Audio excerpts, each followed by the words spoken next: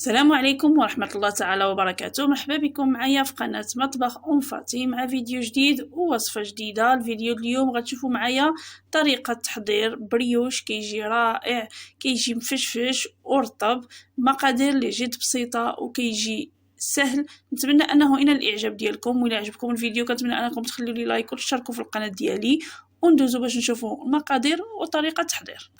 بالنسبه للمقادير غنحتاجو كاس ديال الطحين، غنحتاجو كاس ديال الحليب يكون دافي، غنحتاجو كاس ديال الماء كذلك يكون دافي، غنحتاجو نصف كاس ديال السكر حبيبات، ومعلقه كبيره ديال الخميره ديال الخبز اولا الخميره المعجونه. غنبداو على بركه الله. غنديروا الحليب ديالنا وغنضيفوا كاس ديال الماء، كما قلت لكم خصهم يكونوا دافيين باش كتفاعل لينا الخميره ديالنا. غادي نضيف نصف كاس ديال سكر حبيبات، وغنضيف الخميره، وغنضيف كذلك كاس ديال الطحين. غنحاول اني نحركهم مزيان، نخلط الخليط ديالي مزيان باش ما يبقاوش عندي دوك الكويرات ديال الطحين.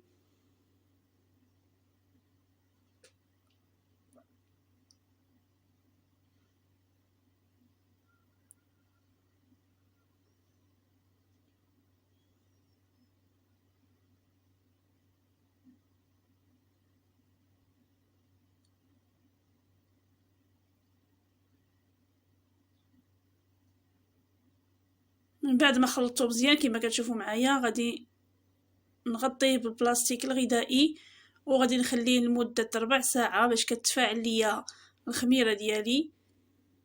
بالنسبه لهاد المرحله مهمه باش كيجي البريوش ديالنا رطب وكيجي مفشفش من الداخل.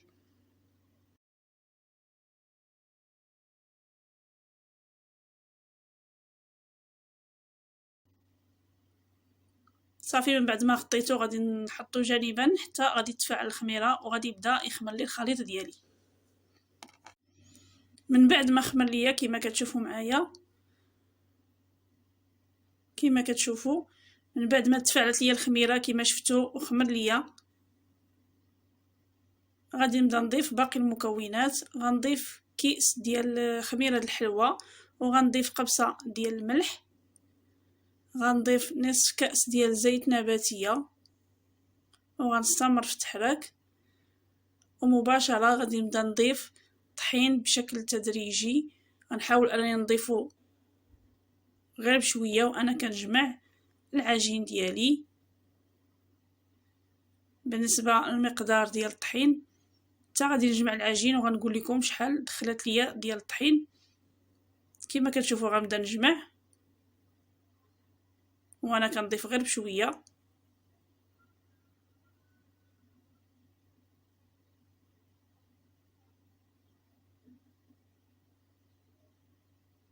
وكما شفتوا معايا داك التفاعل اللي تفاعلت لينا ديك الخميره، كتجي العجينه ديالنا منفخه كما كتشوفوا. صافي غادي نبدا نضيف تدريجيا كما سبق لي وقلت لكم.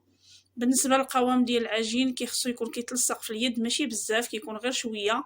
كنحاولوا اننا ما نقصحوش العجين ديالنا باش كيجي البريوش رطب وباش كينجح معنا. بالنسبه لي انا العجين ديالي دخل لي زلافه ونص ديال الطحين، وكيبقى دائما على حساب الطحين. الا كان كيشرب بزاف الطحين يعني راه كيدخل كتر.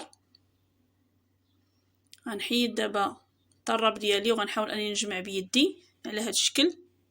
وكما قلت لكم العجين خصو يكون كيتلصق شويه في اليد. غنجمع العجين ديالي وغادي تشوفوا من بعد القوام ديالو من بعد ما غنجمعو.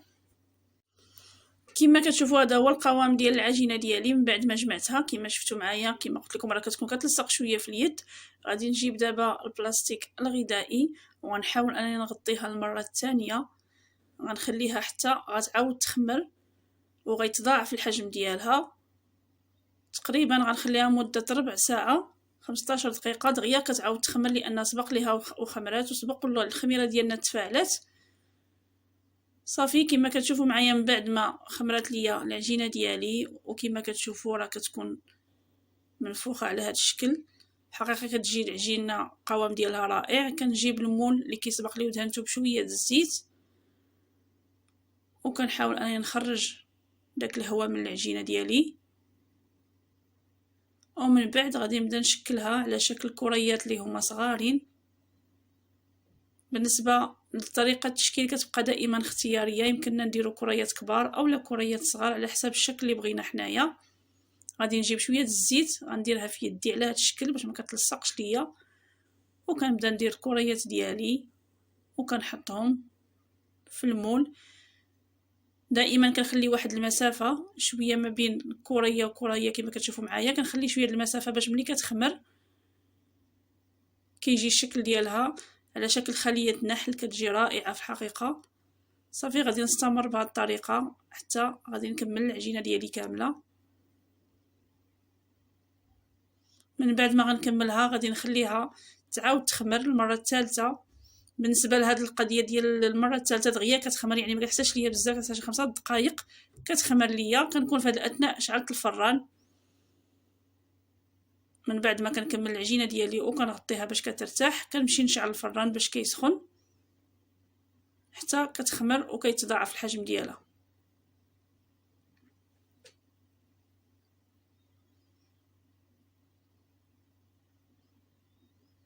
من بعد ما خمرت ليا كما شفتوا الشكل ديالها كيجي، وكما قلت لكم ما كتحتاجش وقت بزاف، يعني كتحتاج 5 دقائق دغيا كتعاود طلع. صافي في هاد الاثناء كنجيب صفار بيضه اللي كنطربو وكنحاول اني ندهن البريوش ديالي كامل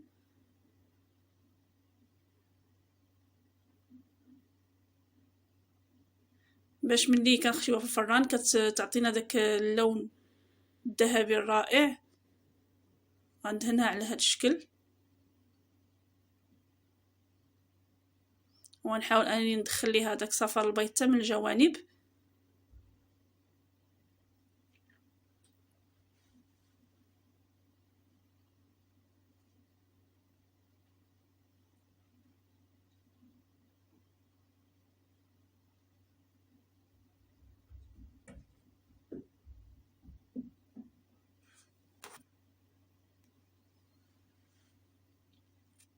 من بعد كنجيب شويه ديال الزنجلان، وهذا كذلك كيبقى اختياري، هو غير باش كيعطينا داك المنظر الرائع ديالها.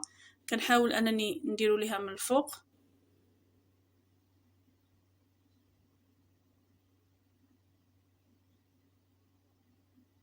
صافي في هاد الاثناء كنكون شاعله الفران من قبل حتى كيسخن. من بعد ما كيسخن الفران كندخل البريوش ديالي وكنقص الفران، كنخليه على نار مهيله بحال كنطيبوا الكيك.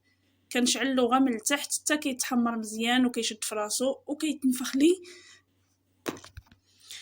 عاد كنشعلو من الفوق باش كيتحمر وكياخد داك اللون الذهبي. كما كتشوفوا معايا ها هو البريوش ديالي من بعد ما خرجته. في الحقيقه كيجي رائع كما شفتوا، كياخد واحد اللون اللي زوين، كيجي مفشفش كما شفتوا معايا وخاوي من الداخل.